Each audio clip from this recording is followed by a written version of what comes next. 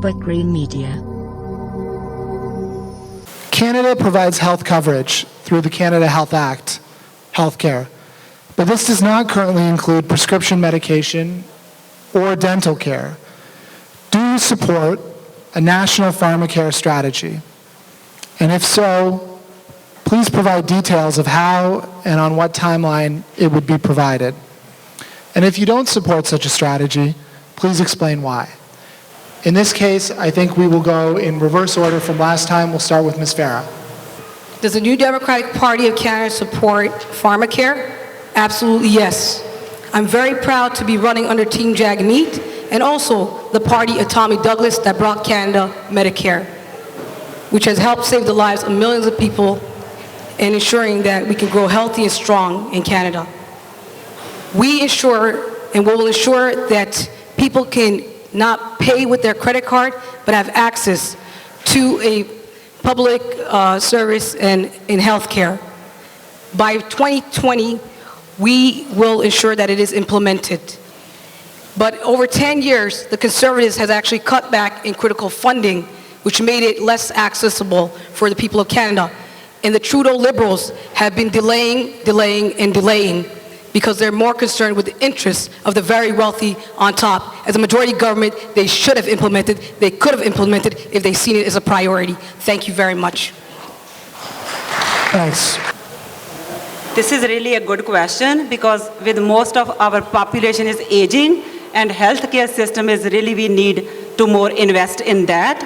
Under Conservative government, whatever the funding provinces are already getting from the federal government, there will be at least 3% increase every year, and that will be $51 billion that will come for the health care system.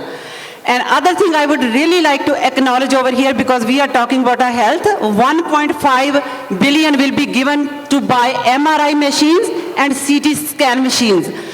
Okay, when we talk about autism, because that is also under health, when there was question about autism in the parliament, our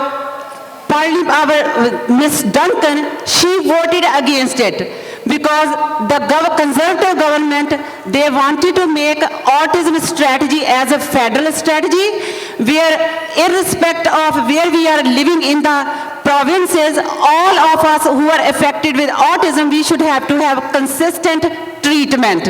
And that was, she voted against that strategy.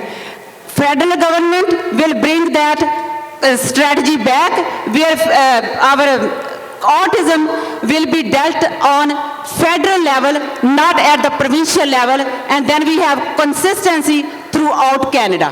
Thank you. Thank you. Ms. Duncan, would you like to provide your answer? A Liberal government will always defend and support our universal, publicly funded healthcare system. Unlike the Conservatives, Liberals do not believe in a privatized healthcare system where the rich go to the front of the line because they can pay for the services. Canada's healthcare system is a source of pride, but too many people fall through the cracks. A re-elected Liberal government will close the gaps and make sure people get the care when they need it most. We will make sure everyone has access to a family doctor. That will help 5 million Canadians. We will also make sure they have access to mental health services when they need it, and that's quickly. And we will implement universal pharmacare so that Canadians do not have to choose between putting food on the table or buying their medications. And we will start with a major down payment of $6 billion. Conservatives are focused on going backwards with cuts to services. We see it with education and healthcare. Liberals are focused on a positive plan for better healthcare. Thank you. What we want to do is give a steady flow of income to the provinces so that they can, what we want to do is replace the health care transfer payments with permanent transfers of tax points equivalent value to the provinces and territories to give them a stable source of revenue so they can govern themselves. So we don't have this arguing and the government doesn't get to pick and choose what provinces get. Thanks. Okay, so on to the next question. Again, there is a 90-second time limit for the response. The next question is about gun control. Despite already having strict gun laws in Canada, gun violence is a challenge faced by various communities throughout the Greater Toronto Area, including Etobicoke North. Do you believe the solution to this problem is only a legal one, or are there also related issues that need to be considered and addressed? Please describe what your party's strategy would be when it comes to gun violence in this country. And again, for fairness, we will start with a different candidate. Ms. Duncan, if you could begin.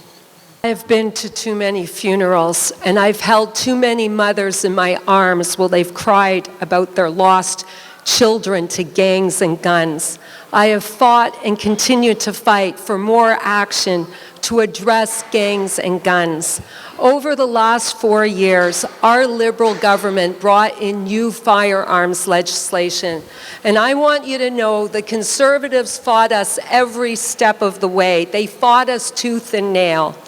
We also invested $86 million to prevent illegal firearms from entering Canada.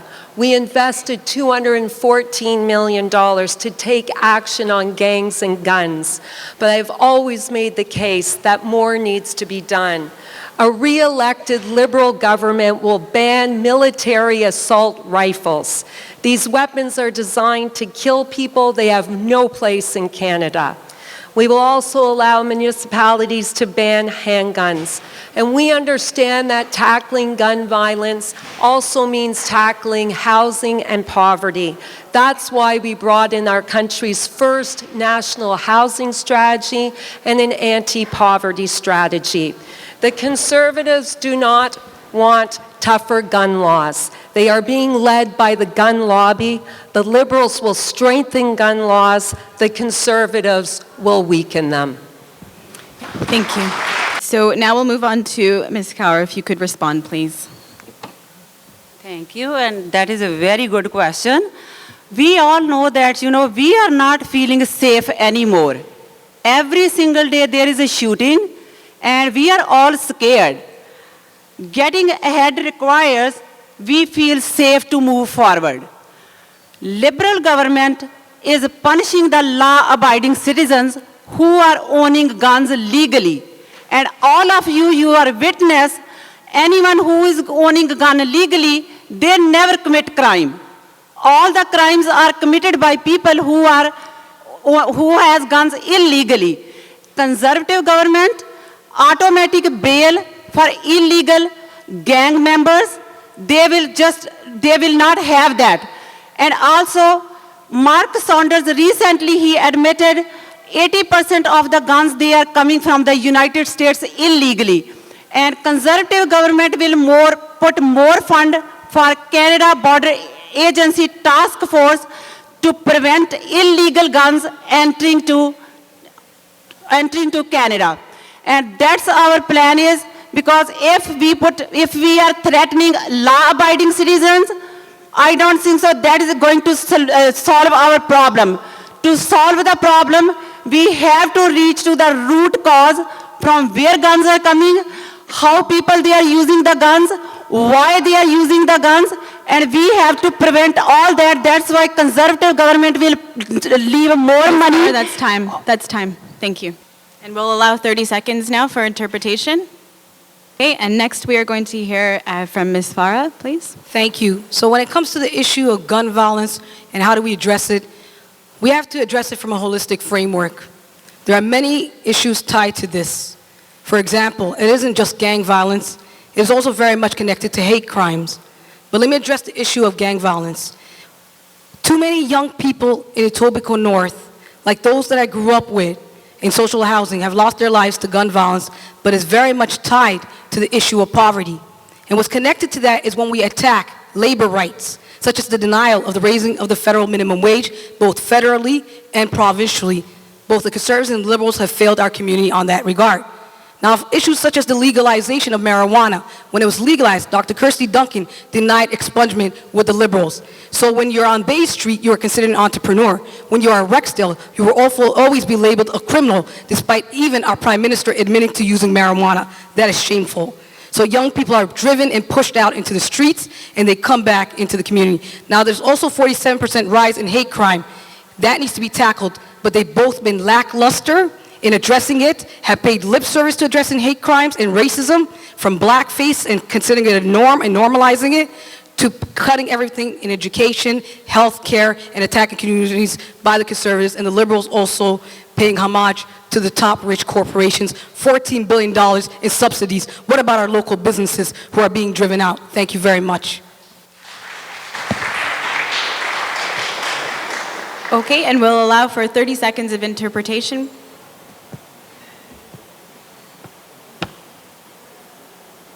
Ms. Ford. Thank you. Thank you. We want to replace the Firearms Act and support legislation with new legislation that will prioritize effective measures to improve safety. We want to give more money to the CBIS to stop illegal guns from coming over the border. But Ms. Duncan mentioned machine guns. Machine guns are not what's killing our children. It's handguns, actually. And the other thing is that we need more social programs so these kids don't have to shoot each other. We need more programs. There's a saying that a kid on ice stays out of hot water. So we need more programs, more jobs, more incentives for children. Thank you. Great. Okay, so the next topic is immigration. And the question is, what will your party do to improve employment prospects for immigrants at all skill levels? With this one, we will start with Ms. Cower, and Ms. Farah, Ms. Ford, Ms. Duncan. So, Ms. Cower, please. Thank you for the question. It's a very good question. And as you know, as I already said, more than 62% people in this riding, they are immigrants like me. This is country of immigrants. But the way the immigrants, the illegal border crossing is happening right now, that is a strain on our system. And unplanned immigration, when we are not planning how many people are coming, because we need infrastructure for them, we need housing for them. Okay, when unplanned immigration is happening, housing crisis will never go away. We will be in housing crisis. I am really worried. I own a house, but my daughters, they will not be able to own a house. But if we have planned immigration, I came through proper channel. Maybe many of you came through proper paperwork too. The way people are coming now, they are on the border and they are pushing everyone back. Some people, they are in war-torn countries. Some people, they are getting persecuted somewhere else, but their files are pushed back. People who are coming on the border, they are becoming frontliners. And that's why we have to have our immigration system compassionate, fair, and orderly. Then everyone who has a dream to come to Canada, their dream can come true. Thank you. Thanks. Okay, so Ms. Farah next. Regarding the issue of immigration, first and foremost, we shouldn't be criminalizing people. If you're not indigenous to this land, we all are immigrants, or our family and our previous generation came to this country, first and foremost. Secondly, immigrants are also very much integral to contributing to Canada's economy, and they do so to the tune of billions of dollars. Now, what is also happening is that a lot of people also come here with great skills, but they are denied the opportunity to work in the fields in which they have their skills. But more importantly, what has happened is a lip service to caring about communities such as Etobicoke North. As you could hear Ms. Kerr say, that our communities, about 62% racialized minorities, many of them immigrants, and what they need is investment in education, affordable housing, and increased access to jobs. that is the backbone of ensuring a more vibrant and equitable society. But from a tax to workers' rights and fair wages, ensuring, like, for example, in Fiera Foods, there's fifth death. And this is because both the Liberals and the Conservatives have neglected these people. And also, we need to get rid of the Safe Third Country Agreement. Kids are being caged in the U.S., and the Liberals have done nothing and little to ensure that they step in, and that is shameful. But also, this theoretical framework of criminalizing immigrants needs to stop. Thank you very much. Thanks. Great. Okay, Ms. Ford, go ahead. Hello, and thank you. People are complaining about housing, jobs, programs. We have a big deficit. That's why we need fair and responsible immigration, so that people come here, they have a job, we can help them integrate into the society. That's why it's important to take care of the people that come here before we start bringing more people into the country when we have problems with housing. Social programs for people that are here. So I think that fair and responsible immigration will provide more jobs. Canada's story is the story of immigration, of people who came here seeking a better life for them and their families, and of all the people who welcome them. Together, all of us, we have grown our economy, we've built strong communities, we've created good jobs, and we've made Canada the best place in the world to call home. We are proudly in Etobicoke North, one of the most diverse ridings in the whole country. As Member of Parliament, my focus has been on reuniting our families. Over the last 4 years, we have reduced the spousal wait time from 24 months under the Conservatives to 12 months, and we've reduced the backlog by 80%. We reduced the parent and grandparent wait times from 7 years under the Conservatives to 24 months, and the backlog by 85%. We've increased the age of eligibility for dependent children to 22 years so we can better reunite our families. As I have gone door to door, not just at an election time, but every few weeks for the last 11 years, you tell me how my office has been able to bring your families together. And I have witnessed over and over again how your families have come to Canada and contributed to our country, and I say thank you. So the next question is about housing, and we will ask Ms. Ford to respond first, and we'll go down the line as we did the first time around. So the question with respect to housing is, this year, housing was formally recognized as a basic right in Canada. What are your party's specific plans to address homelessness and housing precarity in Canadian communities? And Ms. Ford, please go ahead. Yes, well, we want to give a steady flow of funds to the provinces so they don't have to beg the federal government for money. We need responsible and fair government so that we can be able to provide the services that are important to Canadians. Thank you. Thank you very much, and we'll just allow for 30 seconds of interpretation. Okay, thank you very much. And Ms. Duncan. Okay. All Canadians deserve a safe and affordable place to call home. A home makes Canadians feel more secure, makes it easier to raise healthy children, pursue an education, and find a job. For 10 years, under the Conservatives like Stephen Harper and Andrew Scheer, they did nothing to address housing affordability, pushing home ownership further out of reach. Our Liberal government brought in our country's first national housing strategy with an investment of $40 billion. This will create 100,000 new affordable housing units and retrofit 300,000 affordable housing units. Our Liberal government gave the City of Toronto $1.3 billion to improve 50 68,000 affordable housing units. It's the largest investment in housing in the City of Toronto's history. And in our community, we're seeing our housing fixed. We will also expand our efforts to allow young people to buy their first home. Through the first-time home buyer incentive, we will allow homes to have a shared equity mortgage up to $800,000. The choice is clear. Go back to the failed conservative policies of the past or choose forward to keep building on the housing progress we've made with the Liberal government. Okay, thank you.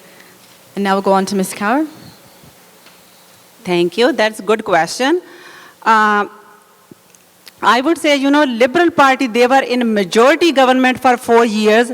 And Ms. Duncan, she is still accusing Prime Minister Harper for all the mistakes. They could have made so many changes being a majority government.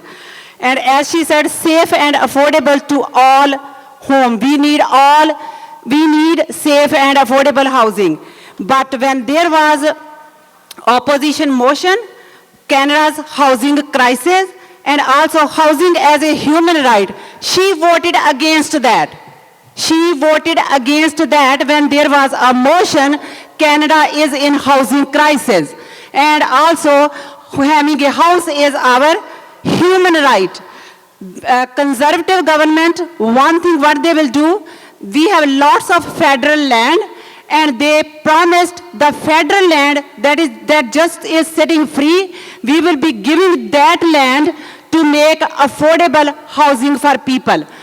Number 2 is stress test. Stress test is making home buying very difficult for all Canadians, and there will be changing in the stress test. Third, mortgage amortization will be reduced from 25 years to 30 years. Then people, they can afford homes, and really, we are in home crisis, we can deal with that issue. That's time. Thank you. Thank you. Thank you. And finally, Ms. Farah. Thank you very much. Whether as an NDP candidate or even prior to that, I've always stood up in recognizing housing as a human right. And I stood up before you guys, and gentlemen, and ladies and gentlemen, and everyone here last year and declared the same thing before it was declared in the City of Toronto as a human right. Now, when it comes to the Liberals and the Conservatives, the issue really is for them, they are a difference without a distinction. For the Liberals, they promised to make affordable housing a priority. Yet as a majority government, they had more than 4 years, they had 4 years to do just that, which they didn't, which led to the housing crisis even becoming worse and leaving the people of Canada behind, and in the City of Toronto, including in Dr. Christy Duncan's own backyard, very difficult for people to afford even a one-bedroom apartment that can cost as high as $1,500. Now, we will start right away as the New Democratic Party of Canada by going forward with $500,000 in affordable housing. We'll work closely with the provinces as well to do just that. And we will also look forward in the best interest is also of renters. And as we've seen with the Conservatives, they've actually made it harder and making it more difficult for people to rent. So we will start with $5 billion in additional funding every year. In the first year, thank you very much. Thank you. Okay, thank you very much. So thank you everyone for your answers.